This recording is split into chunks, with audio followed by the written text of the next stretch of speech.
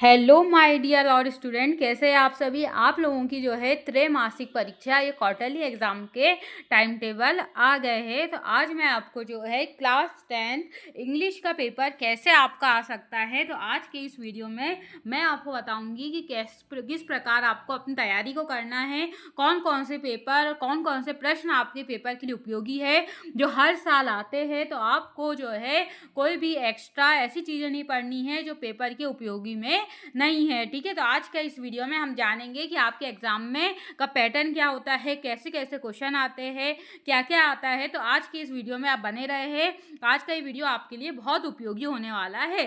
तो चलिए हम जो है पहला प्रश्न से शुरू करते हैं। ठीक है, तो देखो हमारा जो पहला प्रश्न आप देख सकते होंगे, यहाँ पर दिया हुआ है कि read the following passage and answer the question. मतलब आपका पहला क्वेश्चन जो है उसमें दिया हुआ है कि आपको एक पैसेज दिया रहेगा और आपको जो है उस पैसेज के आंसर को निकालना है। ठीक, और वो जो है एक पैसेज आपका 5 मार्क्स का है। तो आप जो है पैसेज की जो है प्रैक्टिस कर लीजिए। जितने भी प्रीवियस ईयर में जो भी पैसेज आए हैं आपको उनकी प्रैक्टिस करना है। ठीक है, जैसे इसमें डिसिप्लिन का एक पैसेज आया है, तो आप जो है कोई भी पैसेज की तैयारी को रखिए। ठीक है, तो ये हमारा आप देख सकते हैं पैसेज है, ये इसके जो है क्वेश्चंस आए हुए हैं। ठीक है, तो इसमें कितने क्वेश्चंस आते हैं बच्चों, तो आप देख सकते हैं कि इसमें जो है कुल 5 क्या है क्वेश्चन आए हैं और 5 क्वेश्चन में से 4 क्वेश्चनों के आंसर जो है आपको आपके पैसेज से ढूंढना पड़ता है बच्चों। और एक जो क्वेश्चन रहता है 5th नंबर का, उसमें आपसे मीनिंग पूछ लेता है, जैसे इसमें ये मीनिंग पूछा है। ठीक है, तो आप जो है परीक्षा के पैटर्न को जान रहे हैं कि किस प्रकार से ये क्वेश्चन आपसे पूछेगा। ठीक,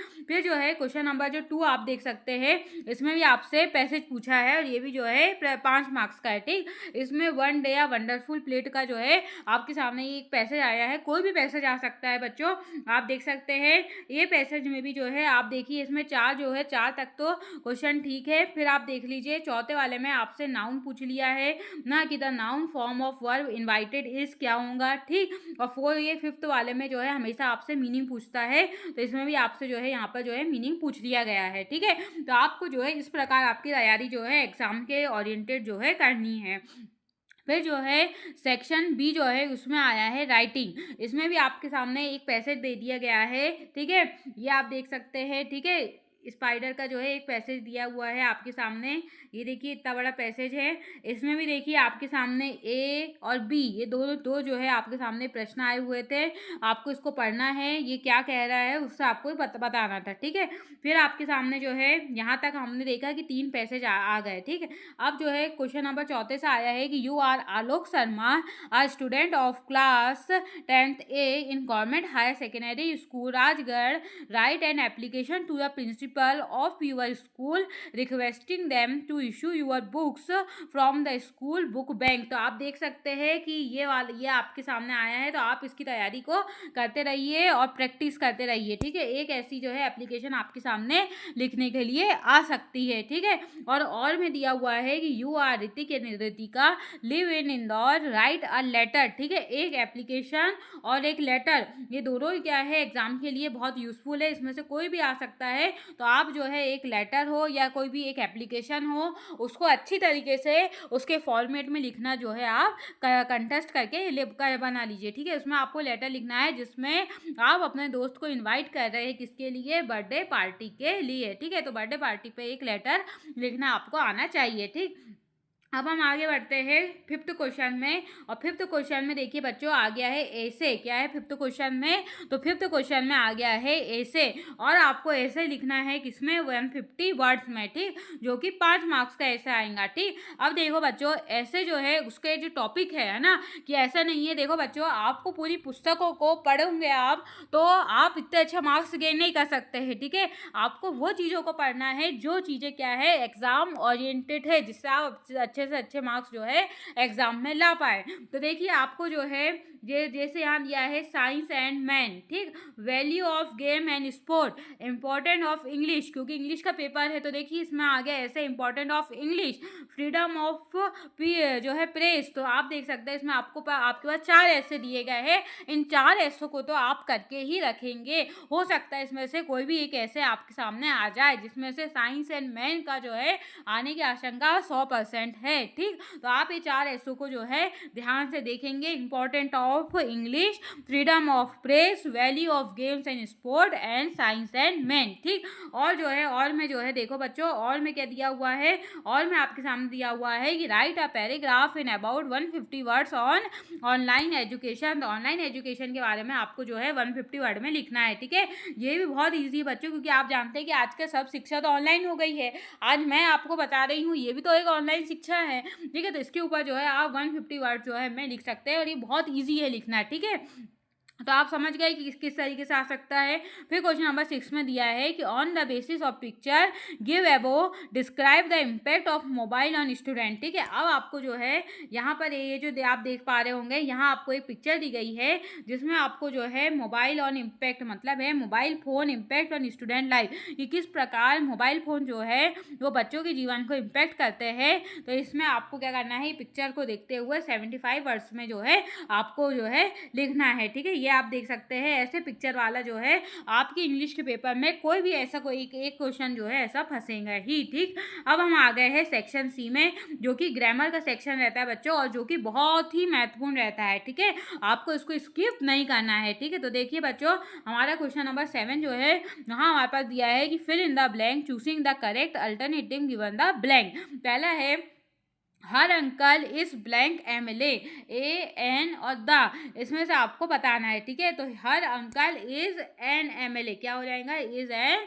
एमएलए। दूसरा दिया है his grand mother death blank cancer from then, और यहाँ बच्चों कॉमा होगा, देन के बाद कॉमा होगा और फिर होगा ऑफ। ठीक, तो his grand mother death of क्या आएगा, डेथ ऑफ कैंसर। ठीक, तो यह आप जो है ऐसे आपको जो है करते प्रैक्टिस करते जानी है आपकी इंग्लिश ग्रामर की। ठीक, फिर दिया है the train had left the station before we blank here. Option दिया है आपके पास जो है रिच्ड हैड रिच्ड। ठीक है, तो इसका जो है बच्चों सही आंसर आ जाएगा क्या, इसका सही आंसर आ जाएगा रिच्ड। क्या आ जाएगा, इसका सही आंसर आ जाएगा रिच्ड। ठीक है, फिर दिया है कि walk carefully blank you will fall down. Option है और एंड और बट, तो बच्चों इसका जो सही आंसर है वो है वॉक केयरफुली और क्या आ जाएगा, और, तो इसमें आप लिख सकते हैं यहाँ आ जाएगा और।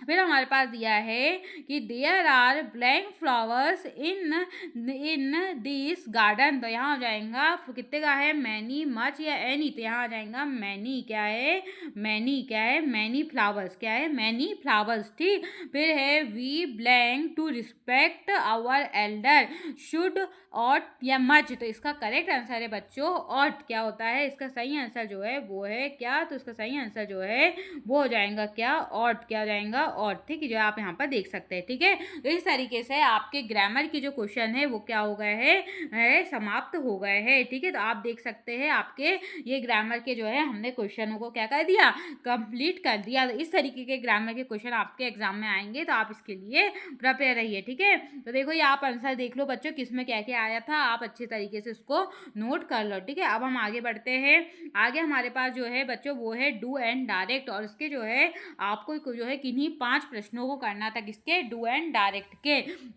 यहाँ जैसे हमारे पास पहले दिया हुआ है बच्चों कि unless he invites me I would attend the party, इसमें जो है आपको री right the sentence using if का उपयोग करना है। ठीक है, तो जब आप इसमें इफ का उपयोग करोगे बच्चों, तो पता है आपको क्या हो जाएगा, यहाँ आप कॉपी में नोट करिए, मैं बोल रही हूँ if he does not invite me I would attend the party. तो ये जो I would attend the party बच्चों, ये तो एज इट इज रहेगा। ठीक, इसके पहले अब आपको क्या करना है, यहाँ पर अनलेस को हटा के यहाँ आपको लिखना है इफ। क्या लिखना है, इफ। तो आप यहाँ पर ऐसे लिख सकते हैं कि if he as it is रहेगा, तो ही इफ ही के बाद यहाँ देखो क्या लिखा है, इनवाइट्स एस या ई एस, तो क्या लगता है डस। तो इफ ही डस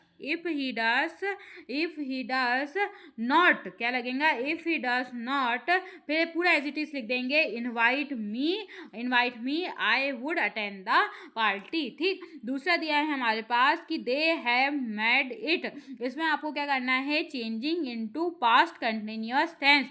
अब बताओ बच्चों पास्ट कंटिन्यूअस टेंस क्या होता है, तो आप कहेंगे मैम पास्ट कंटिन्यूअस टेंस मतलब होता है मैम वॉज वेयर क्या होता है मैम? तो ये होता है वॉज, वर, वर्ब का फर्स्ट फॉर्म के साथ आईएनजी। ये होता है मैम किसमें? ये होता है पास्ट कंटिन्यूअस टेंस में।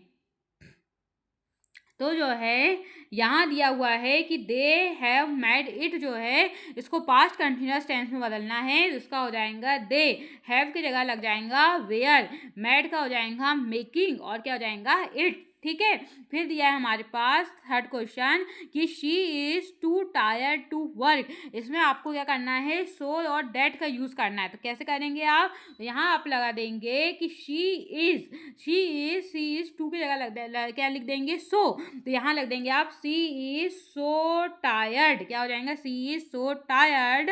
फिर क्या हो जाएगा? सी इज सो टायर्ड दैट। क्या लग जाएगा? Tired that. टायर्ड के बाद यहाँ आप लग देंगे dead tired. She is too tired that she can not work. क्या हो जाएगा? She can not work. समझ गए आपको क्या लिखना है? ठीक, उसके बाद दिया है हमारे पास कि ही कट हिज फिंगर। इसको आपको चेंज इनटू नेगेटिव सेंटेंस, आपको इसको जो है नेगेटिव सेंटेंस में चेंज करना है। तो कैसे आप चेंज करेंगे? आप कहेंगे मैम यहाँ हो जाएगा, जैसे यहाँ लिखा है ना कि ही कट हिज फिंगर, तो इसको हम लिख सकते हैं नेगेटिव में कि he did not cut his finger. क्या हो जाएगा? He did not cut his finger. क्या हो जाएगा? He did not cut his finger. ठीक है, चलो मैं बताती हूँ यहाँ लिख के।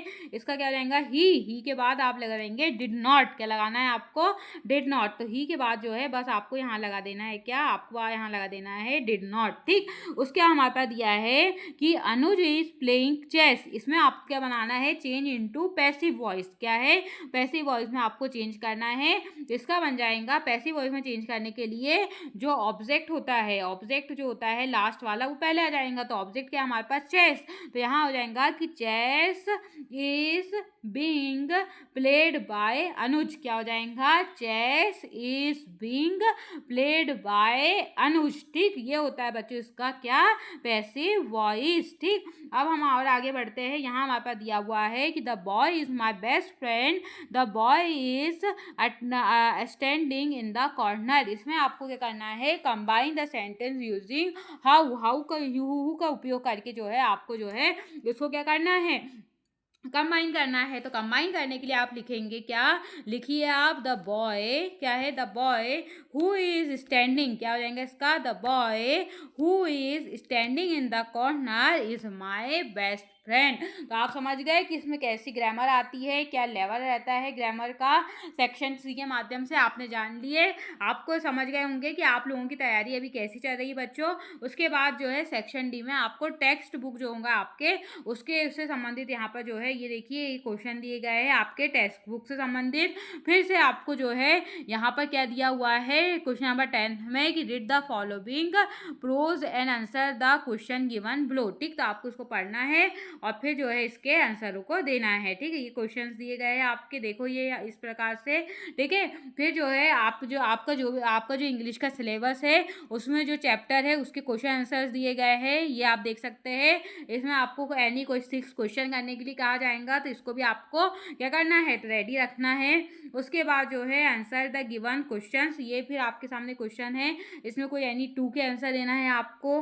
फिर इसमें एनी 2 के क्वेश्चन आंसर जो है आंसर देना है। तो आप देख सकते हैं बच्चों कि किस तरीके से आपके पेपर को तैयार किया जाता है ना। अब जैसे आपके सामने दिया हुआ है क्वेश्चन नंबर 15 में कि what is the theme of poem a tiger in the zoo.